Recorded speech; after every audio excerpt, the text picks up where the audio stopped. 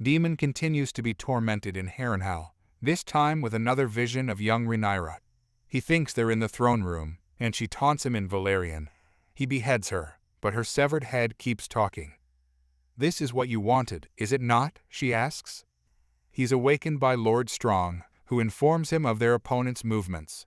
The castles of Rosby and Stokeworth have pledged their armies to Aegon with little resistance, and now Criston Cole's army might be headed to Harrenhal.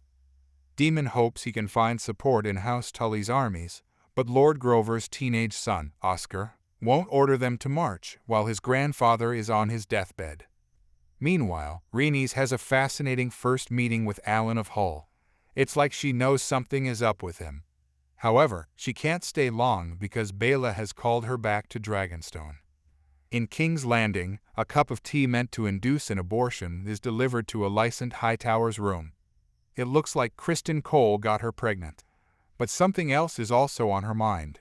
After her surprise encounter with Rhaenyra in last week's episode, when she learned the real meaning of Viserys' final words, her doubt has started to grow.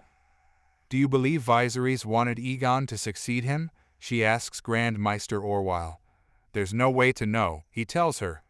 Once he leaves, Alicent drinks the tea, clutching her stomach. On the other hand, the Council on Dragonstone is curious where Rhaenyra is.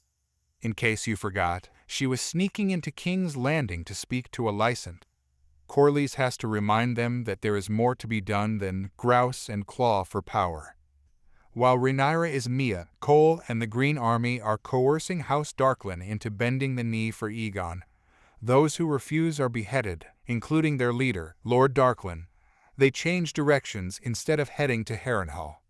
It looks like they're headed to Rook's Rest instead, a small castle on the coast that would cut off Dragonstone by land.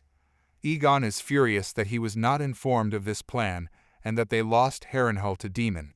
He's even angrier that his brother, Aemon, and Larys Strong seem to be plotting without him. But what can Aegon do? It's not like he has any better strategies in the works. After the tense meeting, Larys pays Queen Alicent a visit and notices the drunken tea. He seems to be catching on to the relationship between her and Cole. Time check. Did anyone else realize it's only been weeks since Viserys' death? Back at Harrenhal, Daemon is haunted by another vision, a figure who looks like Aemon wandering the halls, who turns out to just be Daemon in Aemon's hair and eye patch. In the kitchen, he finds the eerie Aly's Rivers whipping up a strange concoction, licking blood off her fingers. Apparently, she inherited Maester duties after the last one fled in the night. She tells Daemon that Harrenhal has been haunted for ages, in part due to the heart trees on the property and used throughout the castle. She already knows about his sleep habits and his rocky relationship with Rhaenyra. She offers him a drink from her suspicious cup in an attempt to help him sleep. When Daemon takes a sip, the next thing he knows, he's in a meeting with House Blackwood. His stupor is still barely wearing off. He mistakes one of the servant girls for his first wife, Lena Velaryon. Despite the strange meeting, the Blackwoods can still promise their armies to Rhaenyra if Daemon and his dragon can bring justice to the Brackens first. Aemon leaves his council meeting simply due to boredom imagined doing that at work, and complains to his mother that the people around him, from his brother to his hand to his council, don't care about what he thinks. Alicent seems like she has to keep herself from laughing. "What thoughts do you have?" she asks him.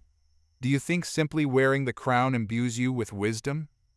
She reminds him that the men at his council are more experienced than him, and it would do him benefit to study them.